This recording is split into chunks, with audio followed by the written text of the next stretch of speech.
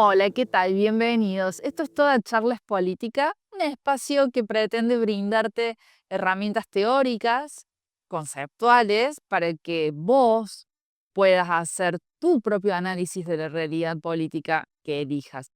Es un espacio que pretendemos sea de debate seguro, racional y con muchísima buena intención de aportarle una buena onda a este contexto político que estamos viviendo. Estamos acá con Alejandra Ciufolini. Hola, Ale. Hola Lili. Nos encontramos nuevamente en este episodio que retomamos un poquito lo que veníamos hablando antes sobre la modernidad y la racionalidad en la política. Vos marcabas que allá por los años 70 empiezan algunos filósofos, algunos pensadores a plantearse, ¿no?, como un cambio de era. Entonces, como que se estaría dando un desplazamiento del paradigma moderno para dar paso a ¿qué? ¿Qué caracteriza estos nuevos tiempos? Bueno, a ver, yo creo que lo que se dio en realidad en ese momento sí hay un cambio importante. Empiezan a descalzarse los grandes proyectos colectivos en términos partidarios eh, en buena parte del mundo, digo, sobre todo los grandes programas como por ejemplo el programa socialista que va a ver su fin en el socialismo real con la caída del muro de Berlín. Pero creo también que hay. Y entonces se inaugura un tiempo distinto, un tiempo donde acaba esa dicotomía de la Guerra Fría, de las dos opciones, de los dos grandes proyectos, capitalismo liberal, materialismo socialista. Digo, ahí hay Un un punto de tiempo, inflexión. un punto de inflexión. La caída del muro es ciertamente, el muro de Berlín es ciertamente un punto de inflexión, pero hay otros puntos de inflexión que se han ido dando de ese tiempo a esta parte. Yo creo que ese punto de inflexión, el de la década de fines de los 80, que es la caída del muro, marca, el fin de un tiempo de desarrollo específico del capitalismo a escala nacional. ¿Cómo sería eso? El capitalismo de Estado, digamos, el capitalismo centrado en las dinámicas nacionales, empieza a desarmarse en un tiempo previo, digamos, pero en esa década del Como una 80. apertura. Eso es Margaret Thatcher, eso es Ronald Reagan, digamos, con una nueva propuesta que es un nuevo orden a escala global, donde ya el socialismo como opción está desaparecida y donde la democracia liberal más el capitalismo como forma de producción aparecen como una unidad indisoluble, ¿no? Naturalizado. Sí, la gente piensa que la democracia no puede ser democracia si no es en una forma capitalista y que no puede haber capitalismo si no hay democracia, digamos, como si fueran una unidad. Pero sobre eso hablamos la otra vez, en las otras reuniones previas. Pero sobre todo me parece que lo que hay ahí es que se inaugura este tiempo neoliberal, ¿no? Que es una nueva forma, de entender la producción capitalista, la producción de las sociedades capitalistas como sociedades y los individuos. Ahí hay un cambio radical, sí, y empieza el orden global, ¿no? La idea de, que los estados, eh, y el tránsito de las mercancías debe ser muchísimo más fluido, de esta, em, no radicación del capital en un espacio, sino La volverse. Sí, internacionalización. volverse más transhumante en función a las oportunidades que los distintos territorios le van, otorgando. Y además, digo, ese es un punto de inflexión, el neoliberalismo emerge ahí como una nueva ideología dentro del capitalismo, pero ideología y la forma de producción no son 2 cosas distintas, son 2 caras de la misma moneda. Entonces, se inaugura un orden nuevo. Y ese orden nuevo implica una presencia cada vez más, enfática del individuo por sobre los grupos, ¿no? Se enfatiza al individuo, el neoliberalismo hace una, ¿cómo decir? Em, Tiene la impronta o pone en el centro de, la construcción al sujeto, al individuo y sus libertades, al individuo y su propiedad, al individuo y su esfera de no interferencia, ¿no? En relación a lo que pueda hacer o dejar de hacer.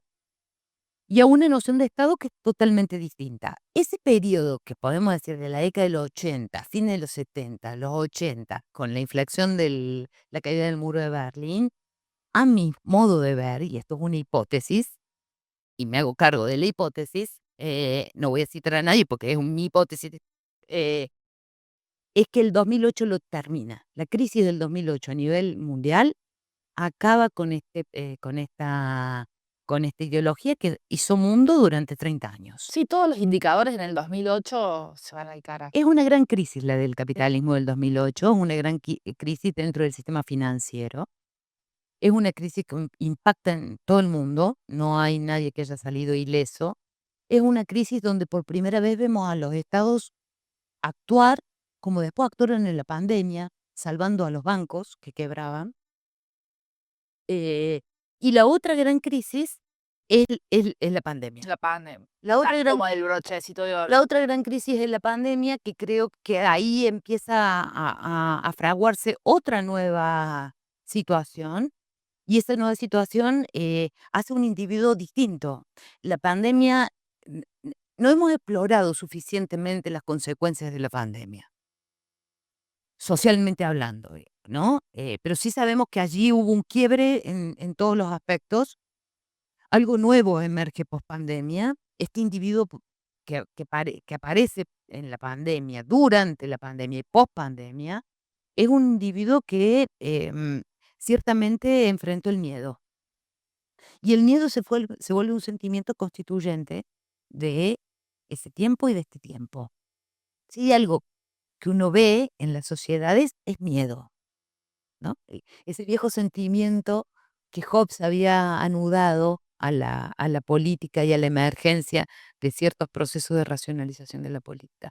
Bueno, el miedo es un sentimiento más perdurable desde el 2008 a esta parte. ¿Y por qué ahora la emoción le disputa el campo político a la razón? No, bueno, si vos tenés el miedo como condición, que es un sentimiento, hay que poder transitar con sociedades del miedo, digamos. El miedo es el miedo al otro, al distinto, el miedo a la pobreza, el miedo o el miedo a la violencia, digo, esto que estamos viendo a escala global es eso, es miedo. Dónde se deposita, quién es aquel o aquello a lo que uno le teme, puede ser muy variado, pero la pandemia pone al miedo como un sentimiento perdurable, por eso no hablo de emoción, la emoción es mucho más volátil, y como una situación en la que seguimos transitando. Y es como el terreno fértil del odio, de la bronca, el miedo.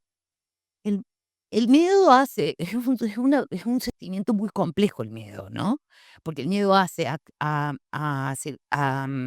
decisiones por parte de los individuos protectivas, Claro, abusivamente de autodefensa. de autodefensa permanente o de ataque permanente.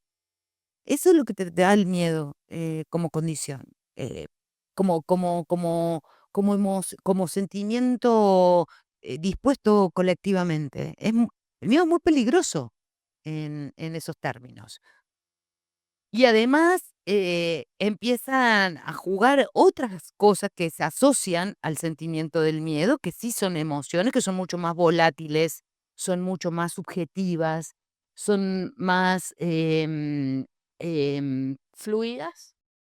sí, tal vez, digamos, pero tienen esa condición de poder, cambiar muy rápido, Rápido, sí. son muy volátiles.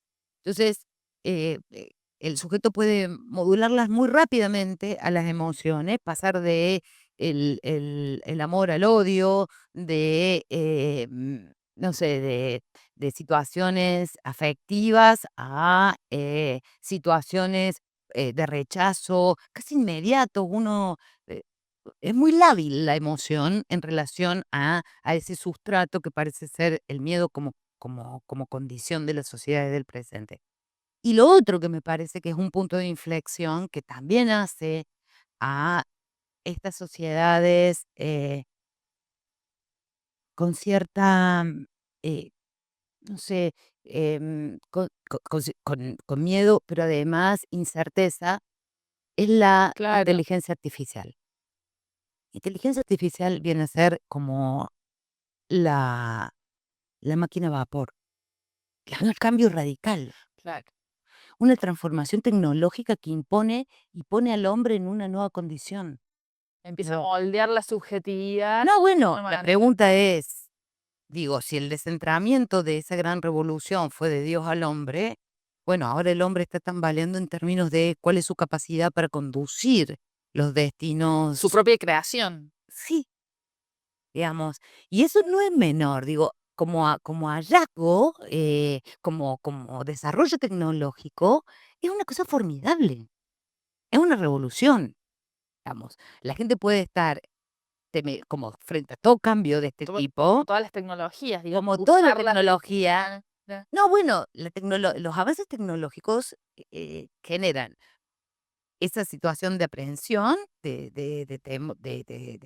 temor a lo nuevo. Eficacia, así como. Y o esa otra, la condición del aventurero donde todo va a ser posible, ¿no?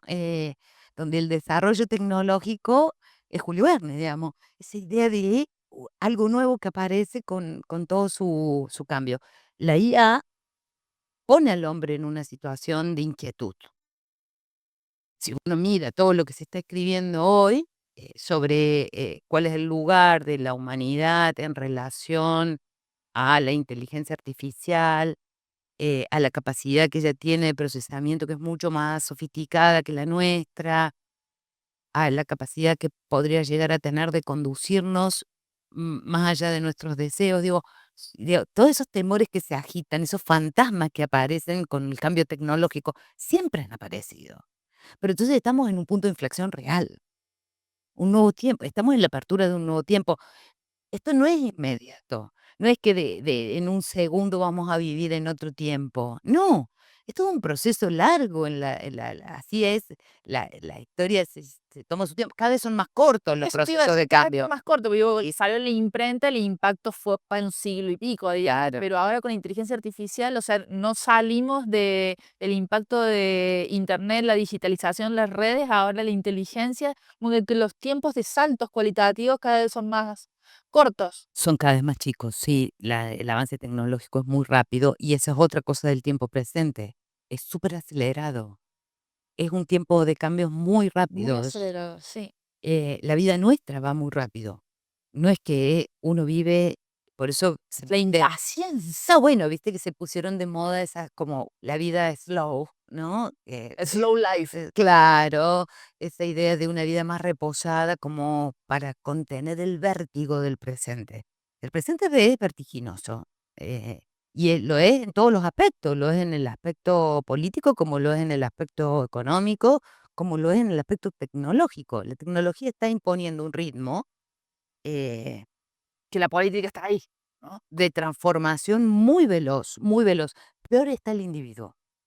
Yo creo que nosotros no vamos, o, por la incerteza que produce el cambio tecnológico, estamos siempre en una situación de ambigüedad y de, consternación y encanto frente a lo nuevo.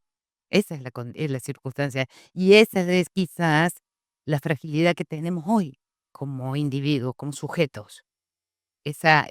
Porque antes el territorio era estable, el cambio era lento, daba tiempo, entre una generación y A otra se prever. notaban los cambios muy profundamente. Eh, el la generación nueva frente a la anterior mostraba otra cosmovisión del mundo. Ahora estamos todos obligados a entrar en la maquinaria de la transformación, más allá de nuestra condición etaria, digamos, en qué generación estemos, y el cambio es muy, muy veloz, muy veloz. Yo creo que sí que estamos en un momento así de profunda, inquietud. Te propongo, Ale, que nos demos un capítulo más para hablar de este nuevo sujeto que emerge en este contexto, ¿te parece? ¿Vale? Los esperamos en un próximo capítulo de Toda Charla es Política. Gracias.